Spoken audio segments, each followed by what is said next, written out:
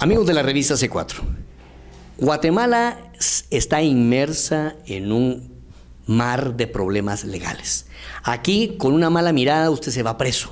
Si usted le cae mal al fiscal, o si tiene algún enemigo en el Ministerio Público, o si tiene algún enemigo en el sistema de justicia.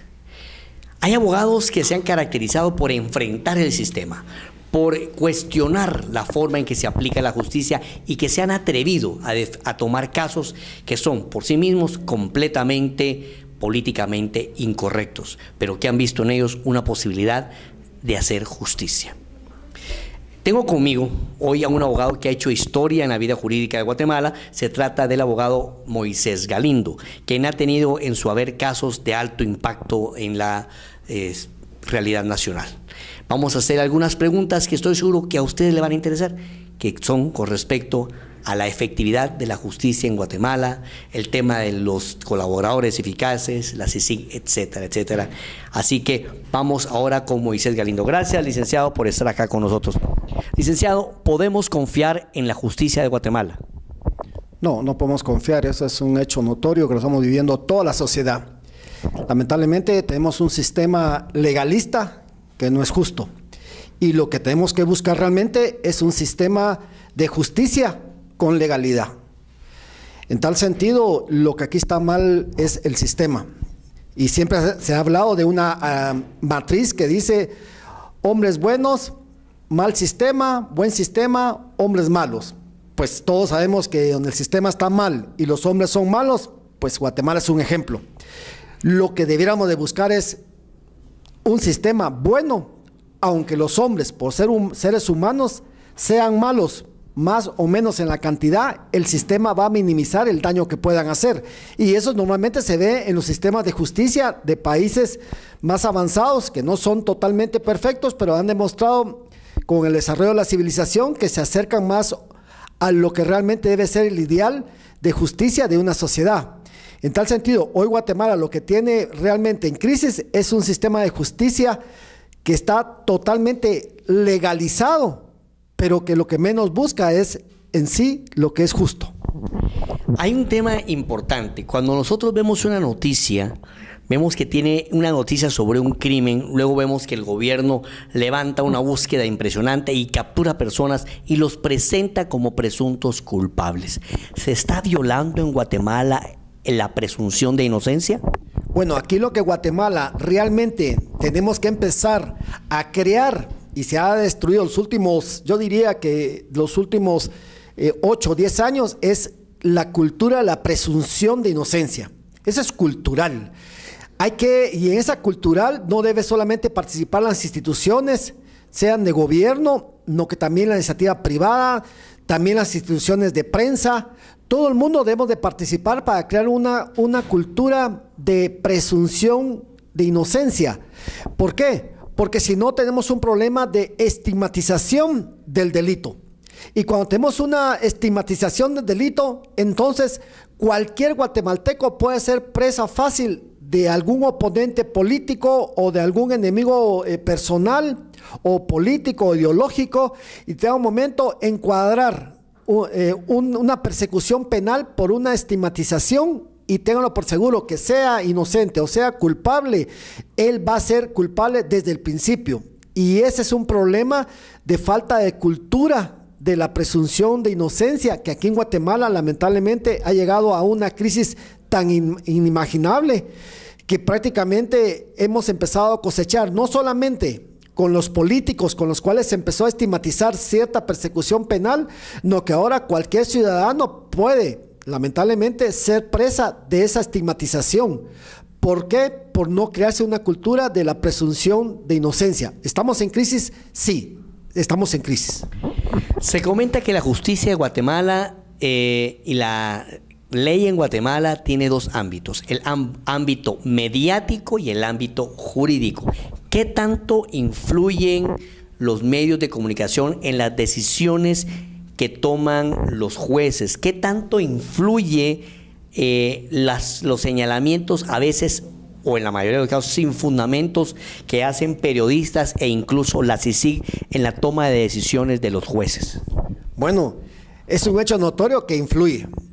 Y influye y ha llegado esto a degenerarse de tal manera que prácticamente la CICIG, en lugar de venir a cambiar un sistema que de por sí ya estaba bastante atrofiado, ella vino a sumarse al sistema y ha llegado ella a utilizarlo de tal manera, para la redundancia, que ella se atrevió ahora a poner a los jueces de la impunidad. Todo aquel juez que no resuelva conforme a los designios de la CICIG, inmediatamente toma la estigmatización de ser un juez corrupto, o un juez del crimen organizado, o un juez que no tiene que estar en el sistema judicial. Y eso es resultado de una cultura que ya venía dentro del país siendo cosechada y cultivada por los medios de prensa, que en un momento con ciertos políticos que tenía un interés, ciertos sectores del sector privado o del sector de la prensa, de desprestigiar, pues empezaron a atacar de tal manera a los jueces que se atrevieran a no resolver conforme a sus intereses, como jueces que estaban prácticamente comprados por ese enemigo político, personal o gremial o ideológico, que hoy por hoy ya es una regla en Guatemala. La prensa influye y lamentablemente los jueces se han dejado influenciar a tal manera que el mejor ejemplo que tenemos es cómo Carlos Castresana fue capaz de ir a poner a la propia Corte de Constitucionalidad de rodillas e hizo que destruyera la certeza jurídica haciendo una sentencia de amparo cuando ya no había materia de amparo, pero que al final resultó prácticamente con la remoción del anterior fiscal general y con el nombramiento del actual fiscal general, Claudia Paz y Paz. Ese es un ejemplo para la historia guatemalteca y la historia jurídica de cómo se llegó al máximo expresión del uso de la información a través de la prensa escrita o la prensa televisiva y radial para destruir e influir sobre los jueces en base a un objetivo político y no jurídico. Licenciado, ¿qué papel juegan en este tema de la politización y manipulación de la justicia los colaboradores eficaces? ¿Son solución o problema también? Bueno, ese es el problema. Aquí hay que verlo de dos cosas. Aquí vino un señor Carlos Castresana que nos miraba a todos los guatemaltecos como un país del quinto mundo, en el cual no conocíamos ni siquiera que había internet, no sabíamos que existía universidades europeas. Él nos vio a nosotros como ignorantes. Y tristemente todo nuestro sistema judicial, o sea, Corte Suprema de Justicia, Corte de Constitucionalidad, Congreso de la República, el gobierno pasado le dieron la razón. Le demostraron que éramos del quinto mundo. ¿Por qué? Porque simplemente, lamentablemente, a él se le ocurrió que aquí lo que había que ver era un colaborador eficaz. Y como era su idea de Carlos Castresana, todo el mundo apoyó la idea, pero sin controles que debía ir dentro de la ley, y resultó como consecuencia que si alguien tiene 100 años y le dicen, mire, usted puede salir mañana mismo si usted dice A, B y Z, lógicamente el colaborador eficaz usted lo va a encontrar hoy mismo. Hay 5,000 gentes, 2,000 gentes o 1,000 gentes listas a decir lo que usted quiera decir. O sea, en pocas palabras, Carlos Castresana vino con una genialidad según él, y lo que vino a crear en Guatemala es lamentablemente hoy una justicia politizada. ¿Por qué? Porque el colaborador eficaz simplemente es un individuo que se vende al Ministerio Público, se vende a la CICIG, se vende al que se tenga que vender para venir y dar el testimonio que se tenga que dar. Y lamentablemente no existen los controles para que un testimonio tenga que ser sustentado con otras evidencias para ser válido. Y entonces resulta que el colaborador eficaz que tenía 50 años por asesinato dice lo que quiera decir la fiscalía y el día siguiente está en su casa. O sea, esa figura debe desaparecer del sistema judicial, debe ser reformada. No debe permitirse, como está aquí en Guatemala, un colaborador eficaz. En otras partes del mundo simplemente es colaborador eficaz solo para reducir su pena. Si tiene 50 años, se le va a reducir a 25, pero no se le va a perdonar totalmente. Y a cambio aquí en Guatemala, si usted mató a una persona y tiene 50 años, pero si usted es capaz de decir a la fiscalía lo que quiera decir contra el que la fiscalía quiere que señale, pues se va al día siguiente a su casa, lo cual es un error. El licenciado Moisés Galindo es autor de uno de los libros más controversiales en el tema de derecho. Se trata de los 700 errores jurídicos en el caso Gerardi. En ese tiempo, según su libro, el testigo estrella cambió su declaración 6 veces y había sido declarado clínicamente loco. Entonces, si una persona está declarada clínicamente loco y cambia su declaración 6 veces, ¿cómo es posible que en base a esa declaración pueda dictarse una justicia?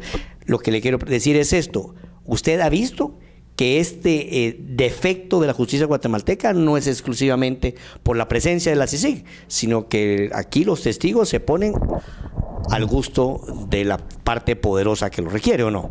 Sí, mire, a mí lo que me da pena para nuestro sistema, para nuestro país, es que después de 12, 13 años ya se sabe que los que acusó la fiscalía no son responsables de esa acusación.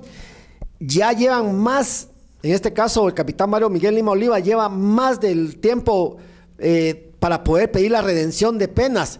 Le inventan un proceso de un diploma falsificado para mantenerlo 3 años y medio más. O sea, me da una pena como guatemalteco ver que el sistema no solamente es capaz de crear una mentira, de crear una injusticia, no que todavía mantenerla después de 13 años. Eso es lo que me apena. Eso es lo que a mí me hace pensar dónde está la Procuraduría de Derechos Humanos, dónde está el sector de justicia, dónde está la Corte Suprema de Justicia, dónde están los jueces, dónde están los fiscales, dónde está la sociedad civil, dónde está la prensa, dónde están las élites de este país que pueden permanecer como que no pasa nada cuando es un hecho tan injusto que después de 13 años se ha demostrado que se fue a juicio y se llevaron a juicio a personas solamente por una estigmatización o por un problema de lucha ideológica, política.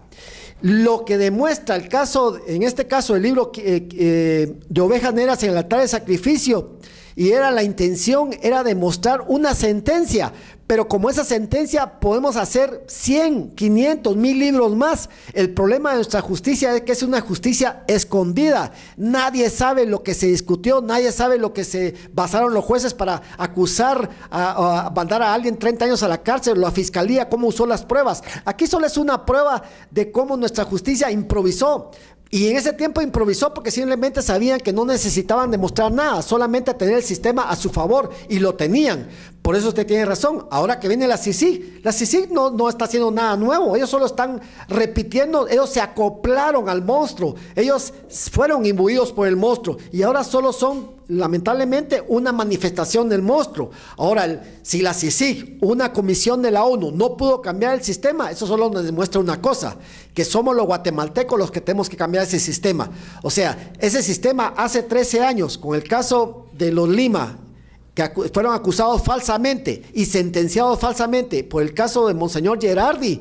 Hoy tenemos con los señores Valdés Pais a la CICIG usando el mismo sistema, al mismo monstruo. O sea, el monstruo sigue vivo, solo se le cambia cara y se le puede traer un extranjero que simplemente seguirá siendo el mismo. Lo que tenemos que hacer los guatemaltecos es cambiar el sistema. Bueno, finalmente quiero preguntarle al licenciado, en esta entrevista tan reveladora, usted fue parte del equipo de abogados en el caso del general Efraín Ríos Montt. ¿Cuál es la peor abominación jurídica que usted presenció en ese caso, que todavía está vivo, que todavía está vigente? Bueno, lo principal es que se firmaron unos acuerdos de paz. En base a esos acuerdos de paz había una ley de reconciliación nacional. Esa ley de reconciliación nacional decía claramente que previo a hacer cualquier juicio por asuntos del conflicto armado interno, fueran o no fueran ciertos los hechos, fueran o no fueran de lesa humanidad, fueran o no prescritos, tenía que irse a una sala de apelaciones. Y eso lo manda la ley, lo debe pedir la fiscalía o lo debe el juez que conoce un caso, mandarlo a la sala de apelaciones para que ahí se resolviera si se podía o no juzgar ese hecho. Entonces, Eso significa que la fiscal Claudia Paz y Paz, como fiscal general, simplemente violó la ley y lo llevó ante los jueces para que de una vez iniciaran el proceso. Y los jueces, en lugar de decir, señora, aunque usted haya violado la ley y me haya traído a mí un proceso directamente, yo lo mando a una sala de apelaciones para que ahí se discuta si yo puedo entrar a conocer este proceso. Los jueces tampoco lo hicieron. ¿Por qué? Por esa presión mediática, por esa presión de la comunidad internacional, por esa presión de los embajadores. Pero al final, todos esos errores, digamos, violaciones, fue lo que al final se trajo el caso, el famoso debate y la sentencia. Hoy por hoy estamos esperando entrar a un nuevo debate, pero yo creo que definitivamente, si no se siguen los pasos de la ley, definitivamente no va a haber una sentencia. Y esta sentencia hoy sí es necesaria. ¿Por qué es necesaria? Porque es necesario que el pueblo de Guatemala sepa que en Guatemala no hubo genocidio. Es necesario que en Guatemala sepamos los guatemaltecos que aquí lo único que está existiendo es una sed de un grupo recalcitrante que quiere seguir lucrando a través de financiamiento internacional para mantener vigente causas que ya no legalmente ya prescribieron. Legalmente en Guatemala ya prescribieron todos los delitos del conflicto armado interno. Existen leyes de amnistía y le voy a decir algo. En la CC todavía se está discutiendo si el decreto ley de amnistía que amnistió todos los delitos a las fuerzas de seguridad durante el conflicto armado interno tiene o no validez. ¿Qué pasa si la CC dice que los decretos leyes no están vigentes y el decreto ley 886 no tiene vigencia, o el decreto ley 3482 no tiene vigencia? Entonces, automáticamente la CC va a decir el decreto 3083 no tiene vigencia. ¿Y usted sabe cuál es el decreto 3083? No. El decreto 3083. Es la amnistía. No, el decreto 3083, no, el 886 es decreto de amnistía. El 3482 es decreto de amnistía. Pero el 3083 es el decreto ley que creó el Tribunal Supremo Electoral. El decreto 3083 es el decreto del Supremo Electoral que hizo la primera, digamos, convocatoria y elecciones para hacer lo que fue la constituyente. Y la constituyente es la que hizo la actual constitución, que hizo y salió la Constitución Política de la República. O sea, que si la CC resuelve que los decretos leyes no tienen vigencia, no tuvimos Tribunal Supremo Electoral, no tuvimos constituyente, no tenemos constitución y no existe la Corte de Constitucionalidad. Eso es lo que está en vigencia, se está ahorita en juego en la CC. Bueno, amigos, ya se dieron cuenta ustedes que no es nada más que ustedes, ya se dieron cuenta ustedes que esto de la ley es un verdadero laberinto. Ojalá que Guatemala pueda salir con bien. Gracias, licenciado Moisés Galindo. Yo sé que está muy apurado por cumplir con sus compromisos, pero el pueblo de Guatemala merece conocer de primera mano y de voz de sus participantes, de sus actores, ¿verdad?, lo que está sucediendo. Seguimos con más estudio aquí. Gracias, licenciado Galindo, y vamos con más en Vea Canal.